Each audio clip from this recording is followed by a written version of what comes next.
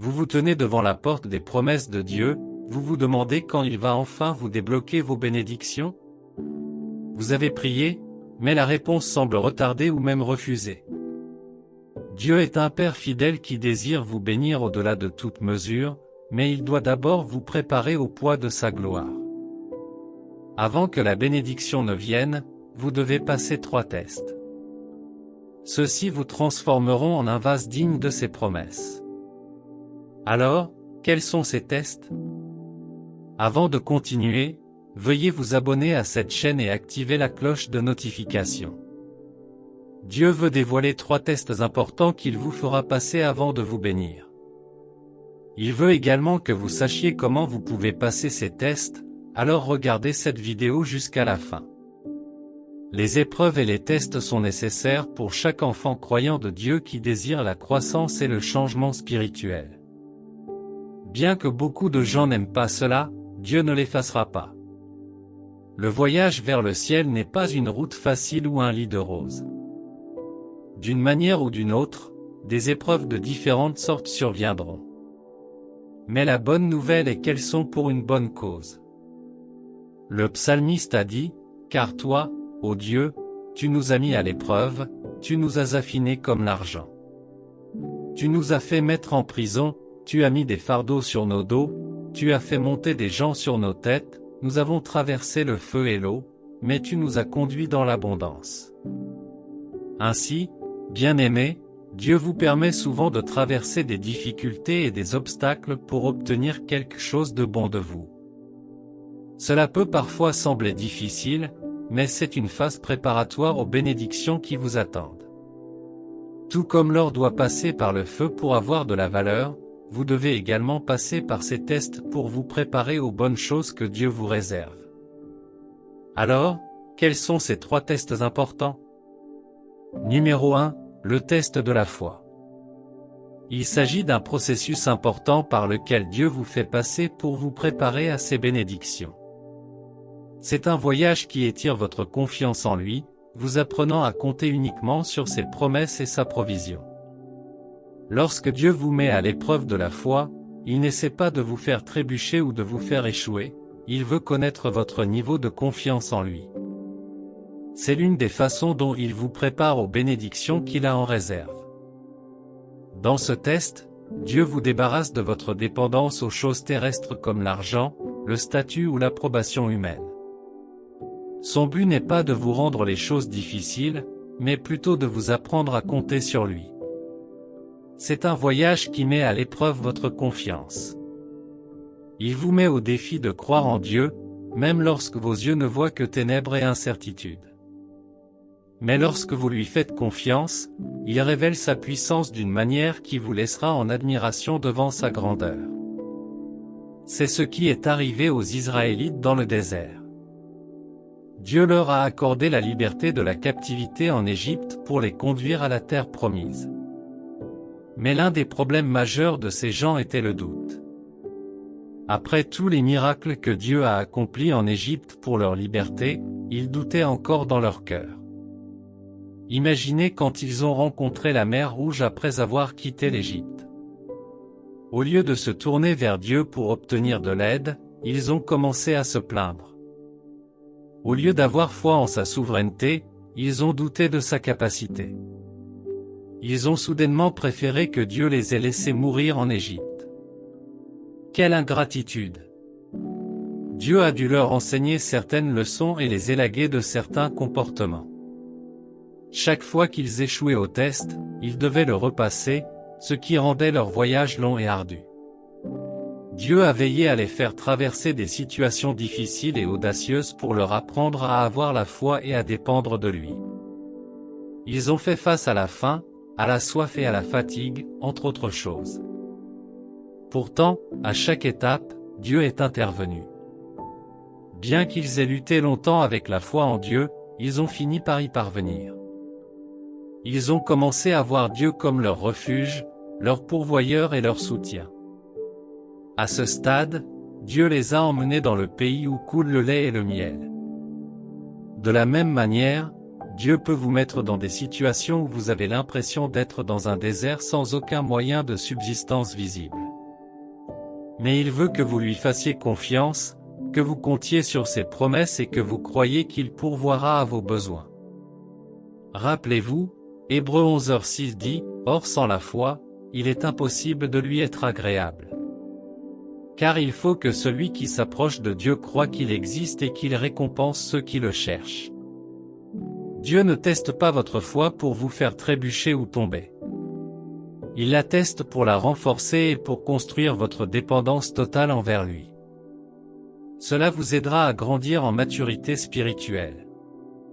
Il veut également voir si vous faites confiance à sa providence divine ou si vous vivez toujours dans le doute. C'est un test important que vous devez réussir avant que Dieu puisse vous bénir. Dieu présente ce test de foi de deux manières principales. 1. Il vous donnera une tâche difficile. Une tâche qui vous ferait normalement murmurer et vous plaindre. Il vous dira de faire quelque chose qui semble presque impossible et insensé.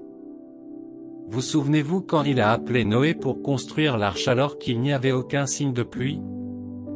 Et quand il a dit à Abraham de quitter la maison de son père pour un pays qu'il ne connaissait pas? Ou quand Dieu a demandé à Moïse de transmettre son message à Pharaon?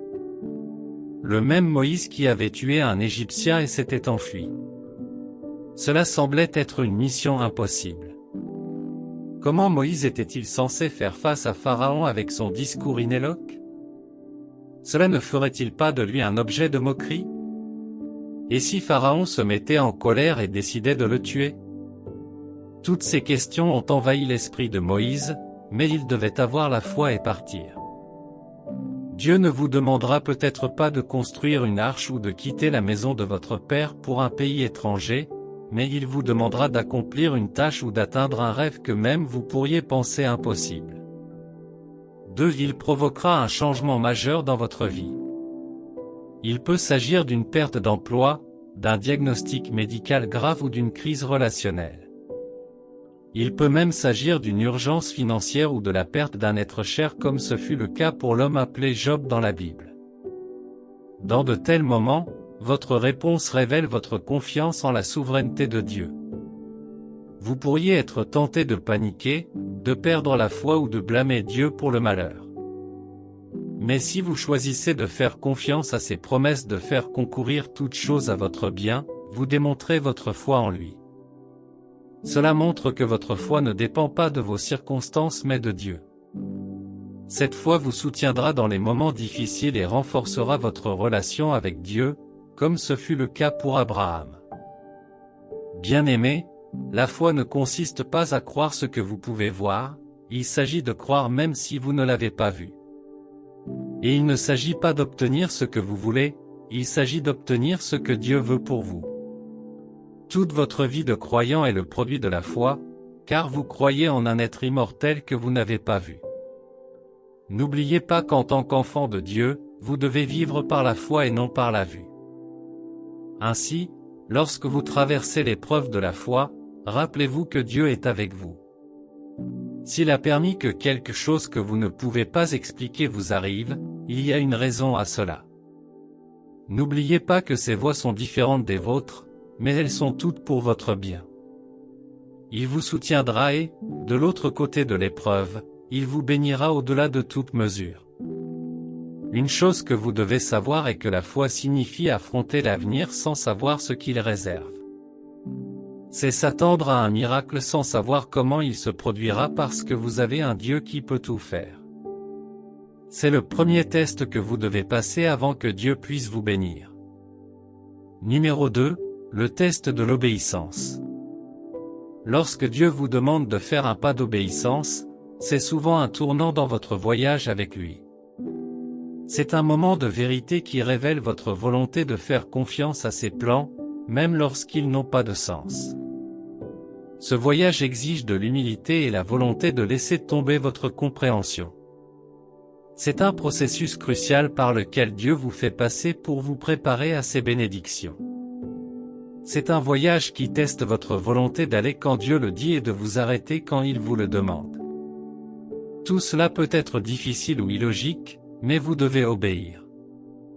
Si quelqu'un vous demande de faire quelque chose qui va à l'encontre de votre raisonnement ou de vos désirs, votre esprit criera, mais pourquoi? Imaginez un enfant de 4 ans qui joue un jour ensoleillé et qui veut continuer à jouer. Mais en tant que parent, vous l'appelez pour prendre un bain. Pour l'enfant, cette instruction peut sembler illogique, mais pourquoi? Je m'amuse tellement. Je ne suis pas sale. Il peut résister, ne comprenant pas la raison de votre instruction. Mais vous savez qu'il a besoin d'un bain pour l'hygiène et la propreté, même s'il n'en voit pas la nécessité. À ce stade, votre instruction n'est pas basée sur les sentiments ou la compréhension de l'enfant. Il en va de même avec Dieu. Tout ce qu'il attend de vous, c'est que vous obéissiez, même lorsque vous ne voyez pas la nécessité. S'abandonner à Dieu et lui obéir avec humilité est une partie importante de votre cheminement avec lui. En obéissant, il y a 4 choses essentielles à prendre en compte. Premièrement, votre obéissance doit être bien informée. Ne sortez pas des instructions de Dieu pour faire un sacrifice afin de prouver votre amour pour lui. Restez toujours en harmonie avec Dieu. Comme le roi Saül, de nombreux chrétiens font des choses pour Dieu qu'il ne veut pas qu'elles soient faites. Dieu a donné au roi Saül une instruction simple, allez détruire complètement les Amalécites. Au lieu de tenir compte des instructions de Dieu, il a écouté le peuple. Ils n'ont détruit que certaines choses et ont gardé quelques hommes en vie dans le but de faire des sacrifices à Dieu. Mais écoutez ce que le prophète Samuel lui a dit, 1 Samuel 15, 22-23 dit, Samuel répondit, l'Éternel prend-il plaisir au holocauste et au sacrifice, autant qu'à l'obéissance à la voix de l'Éternel. L'obéissance vaut mieux que les sacrifices, et l'écoute vaut mieux que la graisse des béliers. Car la rébellion est comme le péché de divination, et l'orgueil comme le mal de l'idolâtrie. Parce que tu as rejeté la parole de l'Éternel, il t'a rejeté comme roi.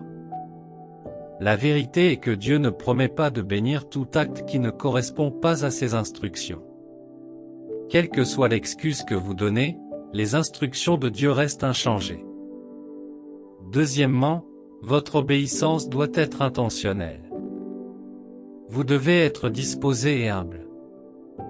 Dieu ne vous forcera jamais à lui obéir, alors ne le faites pas à contre-ségur. Dieu rejettera de telles choses.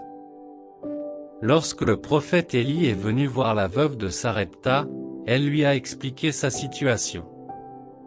Néanmoins, il a insisté pour qu'elle lui apporte une partie de son dernier repas. Elle se serait dit, quel genre de prophète est-ce, sans conscience? Il y a beaucoup d'autres maisons où il pourrait obtenir de la nourriture, alors pourquoi doit-il venir de moi? Mais elle n'a jamais pensé à aucun de ces problèmes. Elle a continué à préparer son repas et à l'apporter.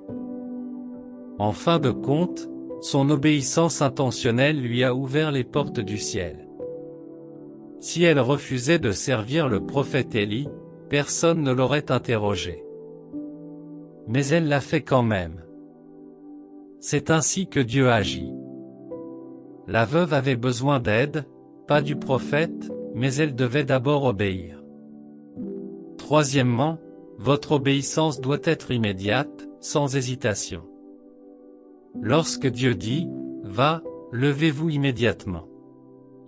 Abraham a fait face à ce test d'obéissance immédiate lorsque Dieu lui a demandé de sacrifier son fils Isaac, le même enfant qu'il avait attendu pendant des décennies. Pouvez-vous imaginer la lutte? Pourtant, Abraham a choisi d'obéir. Il n'a pas demandé à Dieu « pourquoi » ni exigé de lui une explication avant d'obéir. La Bible dit, tôt le lendemain matin, Abraham se leva et chargea son âne. Il n'a pas hésité à faire ce que Dieu lui a demandé de faire, ni à attendre de voir si Dieu changerait d'avis. Cet acte d'obéissance a marqué un tournant dans la vie d'Abraham. Il a ouvert la porte à ce que les promesses de Dieu se déversent sur lui. La procrastination est une autre forme de désobéissance, mais beaucoup de gens continuent à s'y adonner. Si Dieu vous dit de dire, de faire ou de donner quelque chose, n'attendez pas. De plus, votre obéissance doit venir de votre cœur. Ne soyez pas réticents et n'essayez pas de traîner avec Dieu ses instructions, mais Dieu, ne serait-ce pas mieux comme ça? La façon dont tu veux que cela se fasse sera difficile. Non. Lorsque Dieu vous ordonne de faire quelque chose, c'est parce qu'il sait que vous en êtes capable. Obéissez-lui avec des émotions brûlantes. Lorsque vous faites tout cela et que vous réussissez le test de l'obéissance, vous vous ouvrez à recevoir les bénédictions de Dieu. Vous prouvez votre volonté de le suivre, même lorsque c'est difficile. Et c'est alors que Dieu peut vous confier davantage de bénédictions et de responsabilités. Deutéronome 28, 12 dit, « Si tu obéis à la voix de l'Éternel, ton Dieu, et si tu pratiques et mets en pratique tous ces commandements que je te prescris aujourd'hui, l'Éternel, ton Dieu, te donnera la supériorité sur toutes les nations de la terre. Voici toutes les bénédictions qui viendront sur toi et t'accompagneront, si tu obéis à la voix de l'Éternel, ton Dieu. » C'est un critère pour recevoir les bénédictions de Dieu. Souviens-toi de l'hymne qui dit, « Fais confiance et obéis, car il n'y a pas d'autre moyen d'être heureux en Jésus que de faire confiance et d'obéir. » Pendant que tu fais confiance à Dieu, obéis-lui sans te retenir ni te retourner. Sache toujours que l'obéissance ne consiste pas seulement à gagner l'approbation de Dieu, il s'agit aussi d'approfondir ta relation avec lui et d'aligner ta volonté sur la sienne. Alors, face à l'épreuve de l'obéissance, choisis de faire confiance et de suivre la direction de Dieu. Il récompensera ta fidélité et tu connaîtras la joie de marcher dans ses bénédictions. Numéro 3, le test d'attente de la patience. As-tu déjà eu l'impression que Dieu met trop de temps à répondre à tes prières? Peut-être avez-vous attendu pendant ce qui semble être une éternité. À un moment donné, vous pourriez vous demander s'il vous écoute. J'espère que vous vous souvenez encore que le retard n'est pas un déni. L'épreuve de patience est un parcours auquel beaucoup de gens sont confrontés. Grâce à cela, Dieu met à l'épreuve votre niveau de persévérance et vous apprend à attendre et à ne pas être pressé. En cette période d'attente, il est facile de se sentir frustré, de douter et d'avoir peur. De nombreuses questions peuvent envahir votre esprit, comme « Pourquoi cela prend-il autant de temps? Dieu m'a-t-il oublié? Est-il même capable de tenir ses promesses ?» Mais au milieu de ces doutes, Dieu travaille à renforcer votre foi. Il vous prépare à quelque chose de plus grand que vous ne pouvez l'imaginer. La véritable signification de la patience, telle que la Bible la décrit, est de souffrir longtemps. Cela signifie que la patience ne consiste pas seulement à attendre plusieurs mois ou années pour quelque chose. Il s'agit de l'attitude que vous adoptez pendant l'attente. Vous réveillez-vous chaque jour en murmurant et en vous plaignant que Dieu n'est pas fiable, ou vous rendez-vous toujours au lieu de prière pour l'apprécier et lui rappeler vos demandes en attente? Lorsque vous avez un esprit persévérant, cela signifie que vous persistez dans la douleur prolongée sans vous plaindre. Abraham a attendu 25 ans pour que la promesse de Dieu s'accomplisse, un fils. 25 années entières. Pouvez-vous imaginer la frustration, le doute et la peur qui se sont glissés en lui? Souvenez-vous que c'est Dieu qui a promis de lui donner un fils, mais il a quand même tardé. Au milieu de tout cela, Abraham a choisi de faire confiance à la promesse de Dieu. Sa foi lui a donné la reconnaissance de sa justice. Après avoir attendu si longtemps, Dieu a tenu sa promesse envers lui. Psaume 37, 7-9 dit, « Tiens-toi tranquille devant l'Éternel, et attends-le avec patience. Ne t'irrite pas quand l'homme réussit dans ses voies, quand il accomplit ses mauvaises actions. Garde-toi de la colère, détourne-toi de la fureur, ne t'irrite pas, car elle ne mène qu'au mal. Car les méchants périront, mais ceux qui espèrent en l'Éternel posséderont le pays. Certaines personnes ont du mal à attendre Dieu parce qu'elles veulent que les choses se passent rapidement. Elles ne supportent pas les moqueries des gens et se fatiguent d'attendre Dieu, alors elles cherchent d'autres moyens de s'en sortir. Mais pour un croyant, cela ne devrait pas être le cas. Le psalmiste a dit, « Attends l'Éternel, sois fort et prends courage, et attends l'Éternel. » Il n'a pas simplement dit d'attendre, mais dans votre attente, vous devez être fort et prendre courage. Joseph a attendu plusieurs années en esclavage avant de devenir un dirigeant en Égypte. Ce furent des années de difficultés et de silence de la part de Dieu. Il a enduré toutes sortes de tortures et de malheurs, mais a continué à tenir bon. Sa patience l'a conduit à une position de grande influence et de bénédiction. Imaginez s'il avait décidé de chercher une voie facile vers le succès. Il savait déjà que Dieu le destinait à être grand, donc cela aurait été une bonne excuse pour lui d'essayer d'accélérer son succès. Pourtant, il a attendu. Il a souffert mais a également enduré. Qu'en est-il de Job? Cet homme est passé de la grâce à l'herbe en une fraction de seconde. Il a tout perdu, y compris sa famille et sa bonne santé, d'une manière inexplicable. Mais au milieu de toute la douleur et du tourment du diable, il a attendu Dieu. Il ne savait pas comment il était arrivé là où il était ni comment Dieu l'en sortirait, mais il a attendu. Habacuc 2h3 dit, « Car la révélation attend un temps fixé, elle annonce la fin et ne sera pas fausse. Si elle tarde, attends-la, elle viendra certainement, et elle ne tardera pas. » Quand Dieu vous soumet à l'épreuve de l'attente et de la patience, cela ne signifie pas qu'il vous refuse ses bénédictions. Il vous prépare à quelque chose de plus grand que vous ne pouvez l'imaginer. Si vous plantez une graine de mangue, la déracinerez-vous après un an parce qu'elle n'a pas commencé à porter des fruits? Bien sûr que non. Une graine de mangue a besoin de plusieurs années pour devenir un arbre avant de porter des fruits. Mais cela ne s'arrête pas là, vous devez attendre que les graines mûrissent avant de les consommer. Mangerez-vous un fruit vert parce que vous ne pouvez pas attendre qu'il mûrisse? Pensez Y. Si vous n'abandonnez pas l'attente de Dieu, vous obtiendrez la récompense. Les meilleures choses de la vie valent la peine d'attendre.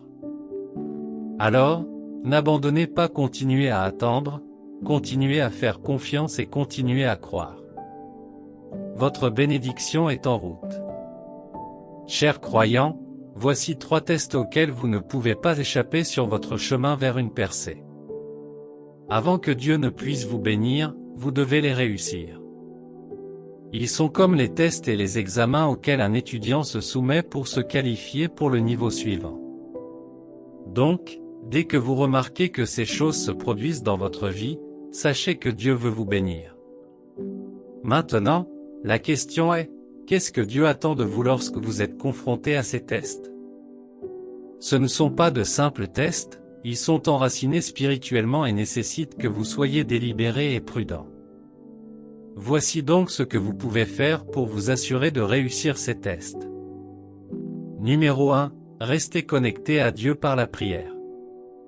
La prière est comme la respiration, elle est importante pour la croissance spirituelle et la survie. Lorsque vous priez, vous ne parlez pas seulement à Dieu, vous épanchez votre cœur, vos peurs et vos désirs à celui qui vous aime le plus. Cela contribue grandement à renforcer votre relation avec lui. Philippiens 4, 6-7 dit, « Ne vous inquiétez de rien, mais en toute chose faites connaître vos besoins à Dieu par des prières et des supplications, avec des actions de grâce.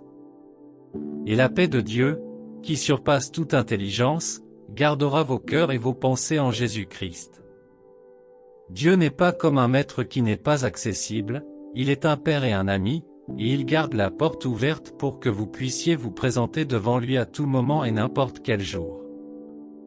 Jésus a enseigné à ses disciples comment prier, en disant, « Demandez, et il vous donnera, cherchez, et vous trouverez, frappez, et il vous ouvrira. » Cela montre que Dieu veut que vous veniez à lui avec vos requêtes, vos désirs et tout. Il veut vous entendre. Ce passage biblique dit que la paix de Dieu gardera votre cœur et votre esprit. Cela n'est possible que lorsque vous communiquez avec Dieu. Lorsque vous lui demandez de vous aider, de vous fortifier dans votre période d'attente et de vous guider, il n'hésitera pas. Mais lorsque vous ne le cherchez pas, cela signifie que vous croyez que vous avez tout ce qu'il faut pour surmonter les épreuves auxquelles vous êtes confrontés. Dieu honore la persévérance dans la prière et la récompense également. Rappelez-vous l'histoire d'Anne dans la Bible. Elle était une femme de prière. Tout au long de ces périodes de désert, elle s'est attendue à Dieu dans la prière.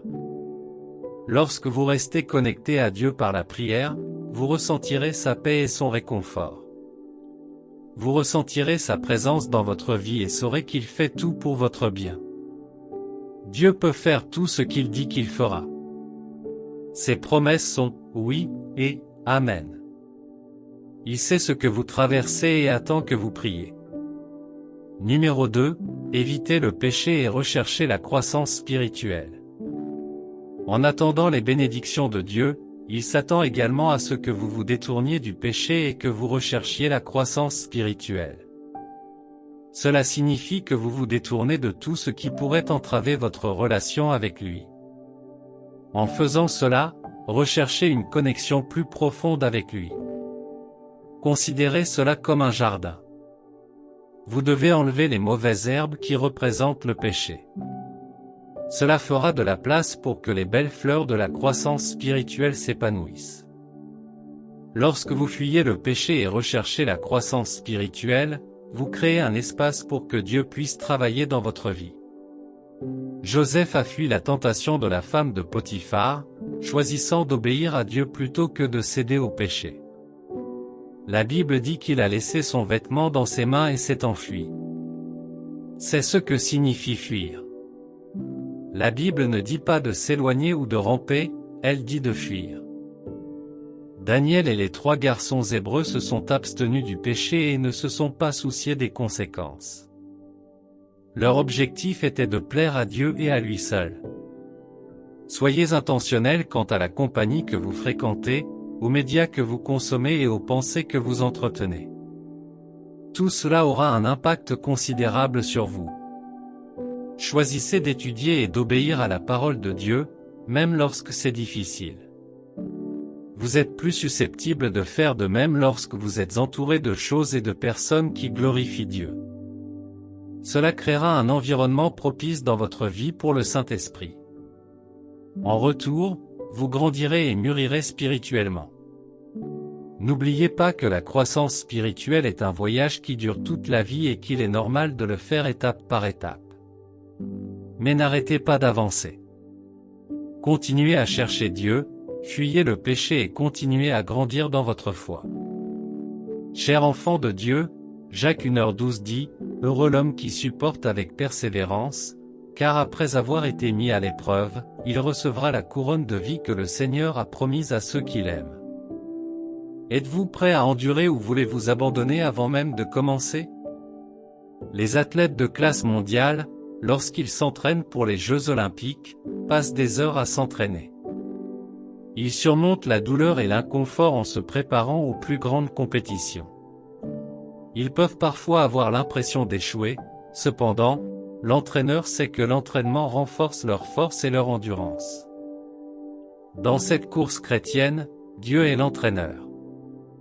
Il vous met à l'épreuve parce qu'il a quelque chose d'extraordinaire en réserve pour vous. Vous ne le voyez peut-être pas maintenant, mais il vous prépare à un avenir plus grand et plus brillant.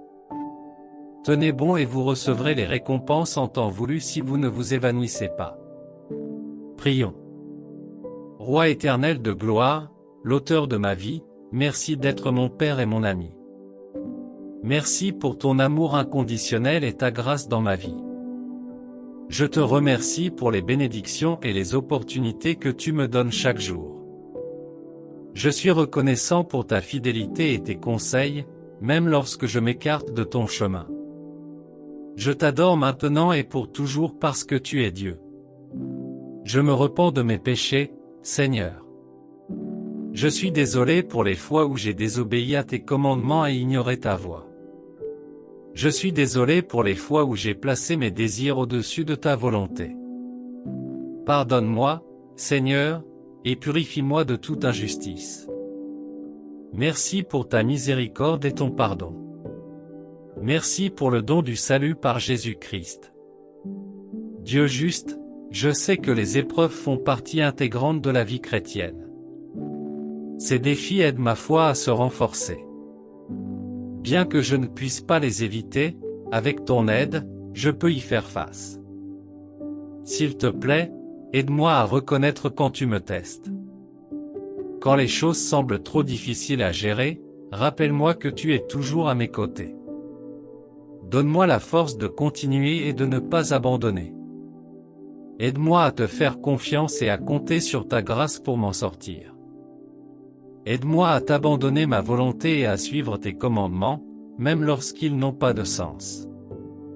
Que mon obéissance soit un doux parfum pour toi et qu'elle me prépare aux bénédictions que tu me réserves. Aide-moi à développer la patience de t'attendre. Je veux faire confiance à ton calendrier et endurer les épreuves et les défis qui se présentent à moi. S'il te plaît, aide-moi, Seigneur. Père aimant, j'ai foi en tes promesses et confiance en ta présence dans ma vie. S'il te plaît, tiens-moi la main et aide-moi à choisir la sainteté plutôt que le péché. Montre-moi comment suivre ton chemin, même quand c'est difficile. S'il te plaît, aide-moi à voir les choses de ton point de vue. Je sais que tu ne m'as pas donné un esprit de peur, mais de courage et de bon sens. S'il te plaît, donne-moi le courage de rester fort, même quand les choses deviennent difficiles. Aide-moi à continuer de croire en toi, même quand d'autres me reprochent de te faire confiance. Aide-moi à rester fort dans ma foi. S'il te plaît, aide-moi à avoir confiance en ton amour et ta grâce dans les moments difficiles. Donne-moi la force d'attendre et de compter sur ta sagesse. Par-dessus tout, donne-moi un cœur qui t'aime toujours. Par-dessus tout. Seigneur gracieux, s'il te plaît, remplis mon cœur de ta paix et de ta joie dans les moments d'épreuve. S'il te plaît, aide-moi à me rapprocher de toi. Ne me laisse pas me lasser ou perdre courage. Au lieu de cela, laisse-moi continuer à te connaître plus profondément. S'il te plaît, donne-moi un cœur pour t'aimer et te servir jusqu'à ce que je te rencontre dans l'éternité. Merci, cher Père, pour ton amour et ta grâce sans fin. Que ton esprit continue de me guider à travers les défis de la vie. Au nom puissant de Jésus, je prie, Amen. Si cette vidéo vous a béni, n'hésitez pas à l'aimer, à laisser un commentaire et à vous abonner à cette chaîne.